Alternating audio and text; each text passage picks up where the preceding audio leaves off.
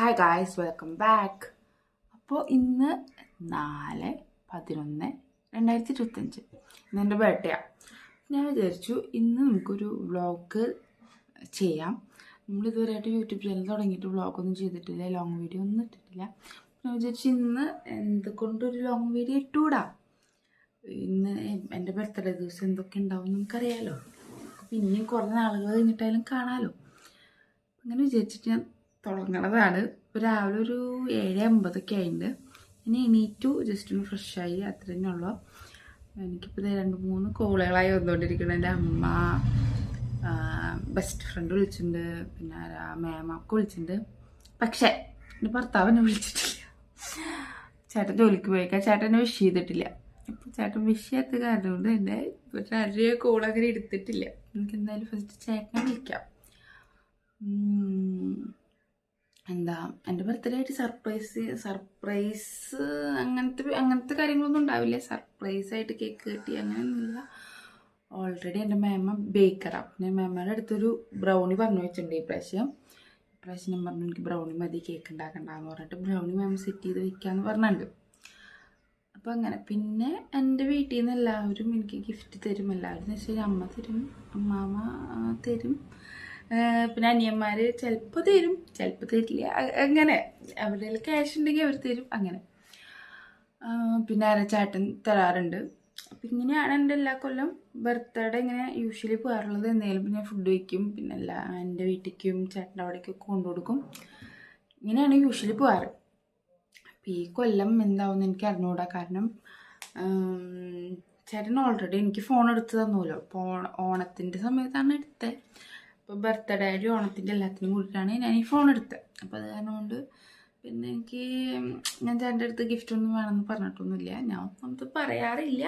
എന്നാലും പോയിട്ട് ഡ്രസ്സും കാര്യങ്ങളൊക്കെ എടുക്കാറുണ്ട്. ഈ പ്രാവശ്യം ഒന്നും എടുത്തിട്ടൊന്നുമില്ല. പിന്നെന്താ, അമ്മാമ്മ എനിക്ക് ക്യാഷ് തന്നു ഡ്രസ്സ് എടുത്തോളാൻ പറഞ്ഞിട്ട്. എൻ്റെ അമ്മ എനിക്ക് ക്യാഷ് തന്നു ഡ്രസ്സ് എടുത്തോളാൻ പറഞ്ഞിട്ട്. പിന്നെ മേമ്മയുടെ അടുത്ത് ഞാൻ ബ്രൗണി ഉണ്ടാക്കാൻ പറഞ്ഞിട്ടുണ്ട്. അപ്പോൾ ഒരുവിധം ഗിഫ്റ്റും കാര്യങ്ങളൊക്കെ കഴിഞ്ഞു എൻ്റെ ഓൾറെഡി. ഇനി എനിക്ക് അങ്ങനെ ഗിഫ്റ്റായിട്ട് കിട്ടാനായിട്ടൊന്നുമില്ല. പിന്നെ സർപ്രൈസായിട്ട് ആരും കേക്ക് കൊണ്ട് അങ്ങനെയും ആഘോഷിക്കാനായിട്ട് ആരുമില്ല. കാരണം എൻ്റെ വീട്ടിൽ ഞാനാണ് സർപ്രൈസ് കൊടുക്കാറുള്ള എല്ലാവരുടെ ബർത്ത്ഡേക്കും. അപ്പോൾ തിരിച്ച് അങ്ങനെ സർപ്രൈസ് തരാനായിട്ട് അങ്ങനെ ആർക്കും അറിഞ്ഞുകൂടാ. പ്ലാൻ ചെയ്യാനുള്ള ആ ഒരു കഴിവ് അവർക്ക് ആർക്കും ഇല്ല.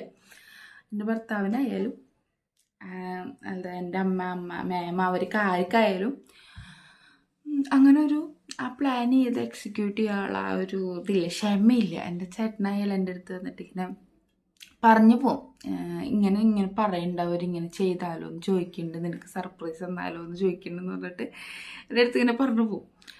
അപ്പോൾ അത് കാരണം കൊണ്ട് തന്നെ സർപ്രൈസും കാര്യങ്ങളൊന്നും ഞാൻ എക്സ്പെക്റ്റ് ചെയ്യണില്ല. പിന്നെ എനിക്ക് 2-3 കോളുകൾ എൻ്റെ അമ്മ വിളിച്ചിട്ടുണ്ട് രാവിലെ. ബെസ്റ്റ് ഫ്രണ്ട് വിളിച്ചിട്ടുണ്ട്, അതായത് എൻ്റെ ഫ്രണ്ട് വിളിച്ചിട്ടുണ്ട്, ബെസ്റ്റ് എന്ന് പറയുമല്ലോ, അവൾ വിളിച്ചിട്ടുണ്ട്, മാമ വിളിച്ചിട്ടുണ്ട്, എൻ്റെ അനിയൻ വിളിച്ചിട്ടുണ്ട്. എൻ്റെ അനിയൻ 12 മണിക്ക് എന്നെ വിളിച്ചിട്ടുണ്ട്. പക്ഷെ ഞാൻ പോത്തുപോലെ കിടന്നുറങ്ങായിരുന്നു. അപ്പോൾ അവൻ വിളിച്ചിട്ടുണ്ട്. എൻ്റെ ചേട്ടൻ മാത്രം എന്നെ വിളിച്ചിട്ടില്ല. അപ്പോൾ എന്ത് ചെയ്യാന്ന് വെച്ച് കഴിഞ്ഞാൽ ഞാൻ അങ്ങോട്ടേക്ക് വിളിക്കാൻ പോകും. ചേട്ടൻ വിളിക്കട്ടെ എന്തായാലും. അത് കഴിഞ്ഞിട്ട് വേണം രാവിലത്തെ ഫുഡും കാര്യങ്ങളൊക്കെ സെറ്റ് ചെയ്യും. കഴിഞ്ഞ കൊല്ലം ഞങ്ങൾ രാവിലെ പള്ളിയിലേക്ക് പോയായിരുന്നു, പുറത്തുനിന്ന് ഫുഡ് കഴിച്ചത്. അപ്പോൾ എനിക്ക് ഈ കൊല്ലം എന്താവും എന്ന് എനിക്ക് അറിഞ്ഞൂടെ. ഞങ്ങൾ ഇന്നലെ ചെറുതായി ഒന്ന് പിണങ്ങി, തല്ലുകൂട്ടല്ല പിണങ്ങിയ കാരണം കൊണ്ട് തന്നെ എനിക്ക് എൻ്റെ അടുത്ത് ഒന്നും പറഞ്ഞിട്ടില്ല. അമ്മ ചോദിച്ചപ്പോൾ ആഘോഷിക്കണമെന്നില്ല, കേക്കൊന്നും മുറിക്കണില്ല, ഫുഡൊന്നും വെക്കണില്ല, അങ്ങനെയാണ് പറഞ്ഞത്. അപ്പം എനിക്കറിയില്ല. പിന്നെ എന്തായാലും ഇനി ചേട്ടനൊന്ന് വിളിക്കട്ടെ. പിന്നെ ജസ്റ്റ് ഒന്നും ചെയ്തിട്ടില്ല, ജസ്റ്റ് എണീറ്റ് ജസ്റ്റ് ഒന്ന് ഫ്രഷായിട്ട് മാത്രമുള്ള ചെറുതായിട്ട് ലിപ്പാൻ പറ്റുന്നുണ്ട്. ഞാനീ പോയിട്ട് എനിക്ക് കുറച്ച് പണികളുണ്ട്. എൻ്റെ പണികളുണ്ട്, അടിക്കൽ, തുടയ്ക്കൽ, അങ്ങനത്തെ നമ്മുടെ വീട്ടുപണികളുണ്ടല്ലോ സാധാരണ, അതൊക്കെ ചെയ്യണം. അതൊക്കെ ചെയ്ത് കഴിഞ്ഞ് കുളിച്ച് സെറ്റായിട്ട് വരാം. ഓക്കെ, ബാക്കി ഞാൻ പറയാൻ്റെ ഇടയിൽ എന്തെങ്കിലും ഉണ്ടായിക്കഴിഞ്ഞാൽ ഞാനപ്പോൾ പറയാം. പിന്നെ കുറച്ച് ആൾക്കാർ വിളിച്ചു എന്ന് പറയില്ലേ, ഞാൻ അവരിനൊക്കെ തിരിച്ച് വിളിക്കണം. ഫസ്റ്റ് തന്നെ ചേട്ടനെ വിളിക്കണം. അതൊക്കെ കഴിഞ്ഞ് എൻ്റെ പണികളൊക്കെ കഴിഞ്ഞ് കുളിച്ച് ഡ്രസ്സൊക്കെ മാറി കഴിഞ്ഞിട്ട് ഞാൻ വരാം. Okay, yes. അപ്പോൾ ഞാൻ എൻ്റെ പണികളൊക്കെ കഴിഞ്ഞ് കുളിച്ച് ഡ്രസ്സൊക്കെ മാറി ഫുഡൊക്കെ കഴിച്ച് സെറ്റായിട്ട് ഇരിക്കുന്നുണ്ട്. ഞാൻ ചേട്ടനെ വിളിച്ചിട്ടുണ്ടായിരുന്നു. ചേട്ടനെ വിളിച്ചപ്പോൾ ചേട്ടനെ വിഷ് ചെയ്തു. ഞാൻ വിഷ് ചെയ്തിട്ട് പറഞ്ഞു ഫുഡ് എന്നിട്ട് വെക്കണ്ടെന്ന് ചോദിച്ചപ്പോൾ പറഞ്ഞു ഒന്നും വെക്കണ്ട, നമുക്ക് പുറത്ത് പോയിട്ട് കഴിക്കാമെന്നാണ് പറഞ്ഞു നോക്കണം ഉച്ചയ്ക്ക്. അങ്ങനെ പറഞ്ഞിട്ടുണ്ട്. പിന്നെ എന്നെ വിളിച്ചിട്ടുണ്ടായിരുന്നു, എല്ലാവരും ഞാൻ തിരിച്ച് വിളിച്ചു, അവരൊക്കെ വിഷ് ചെയ്ത് അതൊക്കെ കഴിഞ്ഞു. വിളിച്ചിട്ടുണ്ടായിരുന്നു, മാമാന് മെസ്സേജ് അയച്ചിട്ടുണ്ടായിരുന്നു. പിന്നെന്താ, പിന്നെ എൻ്റെ മാമ ഇതേമാതിരി എനിക്ക് ഡ്രസ്സ് എടുക്കാമെന്ന് പറഞ്ഞിട്ട് പൈസ അയച്ചിരുന്നു. അങ്ങനെയാണ് കാര്യങ്ങൾ. അപ്പം എല്ലാ പണികളും കഴിഞ്ഞ് ഇപ്പം ചേട്ടനെ വെയിറ്റ് ചെയ്തിരിക്കുക. ചേട്ടൻ ഇനി വന്നതിന് ശേഷമാണ് ഇനി എന്താണ് ബാക്കി പരിപാടികൾ എന്ന് അറിയാൻ പറ്റുള്ളൂ. രാത്രി ഫുഡ് വെക്കണുണ്ടോ ഇല്ല ഒന്നും അറിയില്ല. കാരണം എന്താണെന്ന് വെച്ച് കഴിഞ്ഞാൽ നാളെ തൊട്ട് എൻ്റെ അനിയൻ മലയ്ക്ക് പോകാൻ കുളിക്കുക. അപ്പോൾ അവന് നാളെ തൊട്ട് നോണൊന്നും കഴിക്കാൻ പറ്റില്ല. ഇന്നാണ് ലാസ്റ്റായിട്ട് കഴിക്കാൻ പറ്റുള്ളൂ. അപ്പോൾ അത് കാരണം കൊണ്ട് എന്താണ് ഇങ്ങനെയാണെന്നുള്ളതൊന്നും അറിയില്ല. ചേട്ടൻ എന്തായാലും വരണം. അപ്പോൾ ഇനി ചേട്ടൻ വന്നിട്ട് ഞാൻ എന്തെങ്കിലും അപ്ഡേഷൻ ഉണ്ടെങ്കിൽ അറിയിക്കാം. അതല്ലെങ്കിൽ ഈവനിങ് ആകുമ്പോൾ വീഡിയോ. അപ്പോൾ ചേട്ടൻ വന്നപ്പോൾ ചേട്ടൻ പറഞ്ഞു വായ നമുക്ക് ഫുഡ് അടിക്കാൻ പുറത്തേക്ക് പോയി. എന്നെ ഓൾറെഡി പറഞ്ഞിട്ടുണ്ടായിരുന്നല്ലോ ഫുഡ് അടിക്കാൻ പുറത്തേക്ക് പോകാമെന്ന് പറഞ്ഞിട്ടുണ്ടായിരുന്നു എന്ന്. ചേട്ടൻ പറഞ്ഞു വായ നമുക്കിപ്പോൾ ഇറങ്ങാം എന്ന് പറഞ്ഞിട്ട് ഞങ്ങളൊരു 11 മണിയൊക്കെ ആയപ്പോൾ വീട്ടിൽ നിന്ന് ഇറങ്ങിയിട്ട് ഡ്രസ്സൊക്കെ മാറി ഇതിൻ്റെ പുതിയ ഡ്രസ്സൊക്കെ എന്ന് പറഞ്ഞു കഴിഞ്ഞാൽ ബർത്ത്ഡേക്ക് എടുത്തതല്ലേ, ഞങ്ങൾ ടൂർ പോകാൻ വേണ്ടി പോയിട്ടുണ്ടായിരുന്നല്ലോ. അപ്പോൾ ആ ടൈമിൽ എടുത്തിട്ടുണ്ടായിരുന്നതാണ്.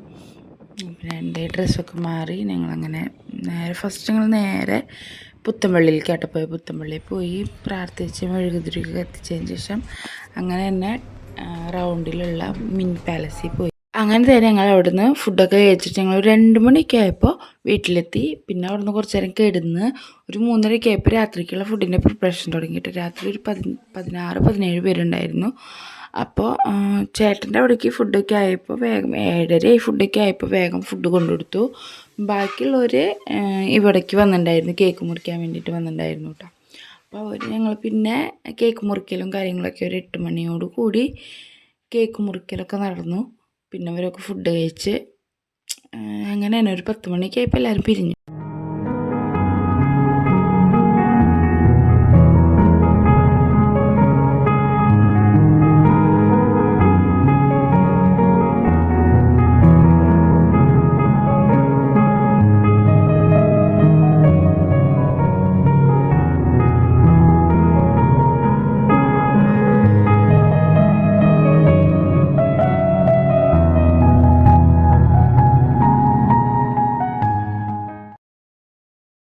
കേക്ക് കട്ടിങ്ങൊക്കെ കഴിഞ്ഞിട്ട് പിന്നെ കൊണ്ടുവന്ന ഗിഫ്റ്റുകൾ എനിക്ക് തരുന്നത് ചടങ്ങായിരുന്നു.